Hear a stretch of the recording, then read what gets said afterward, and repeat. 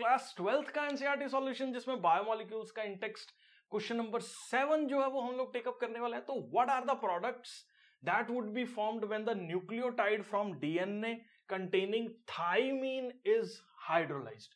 तो कौन कौन सा प्रोडक्ट जो है वो हम लोगों के पास फॉर्म होगा जब एक न्यूक्लियोटाइड डीएनए से जिसके अंदर थायमीन है उसको हाइड्रोलाइज जो है वो किया जाएगा। तो सबसे पहले आपको क्या चीज जो है वो अंडरस्टैंड करनी है कि डीएनए के अंदर जो है वो हमारे पास 4 बेसेस जो है वो प्रेजेंट होते हैं। कौन कौन से 4 बेसेस प्रेजेंट होते हैं? एक बेस होता है हमारे पास एडेनाइन, ठीक है, जिसको हम लोग ऐसे ए सिंबल से जो है वो रिप्रेजेंट करते हैं। एक हमारे पास होता है ग्वानाइन, ठीक है, जिसको हम लोग जी सिंबल से जो है वो रिप्रेजेंट करते हैं। एक हमारे पास बेस होता है थाइमीन, जिसको हम लोग जो है वो कौन से सिंबल से रिप्रेजेंट करते हैं?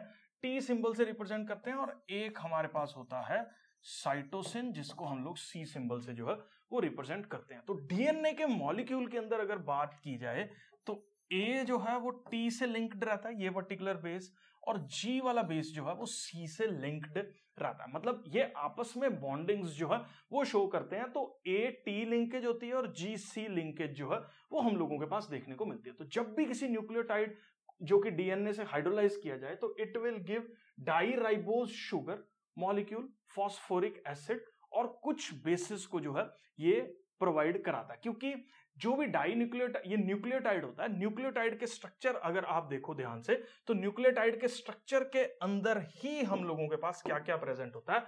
डाईराइबोज शुगर जो है वो इसके स्ट्रक्चर में प्रेजेंट है, फॉस्फोरिक एसिड जो है वो इसके स्ट्रक्चर में प्रेजेंट है, और कुछ C4 पे जो है वो कुछ बेसिस लगे होते हैं जो कि हम लोगों के पास जो है वो रिलीज होते हैं जब भी न्यूक्लियोटाइड जो है वो ब्रेक करता है। तो ये पर्टिकुलर न्यूक्लियोटाइड का स्ट्रक्चर आप स्क्रीन पे जो है वो देख सकते हैं, और यहां पे देख सकते हैं कि किस तरीके से जो है वो बेसिस अटैच है और फॉस्फोरिक एसिड जो है वो अटैच है और डाईराइबोज शुगर। हम इस पूरे के पूरे स्ट्रक्चर को जो है वो शुगर मोइटी बोल देते हैं। तो इस पर्टिकुलर तरीके से जो है वो हम लोगों के पास अगर हाइड्रोलिसिस होगा तो adenine, guanine, thymine, cytosine, phosphoric acid और डाईराइबोज शुगर का जो है वो पूरा का पूरा ब्रेक जो है वो देखने को मिलता है। मैं ज्यूम करके चल रहा हूं बेटा जी, ये पर्टिकुलर क्वेश्चन भी आपको क्लियर है।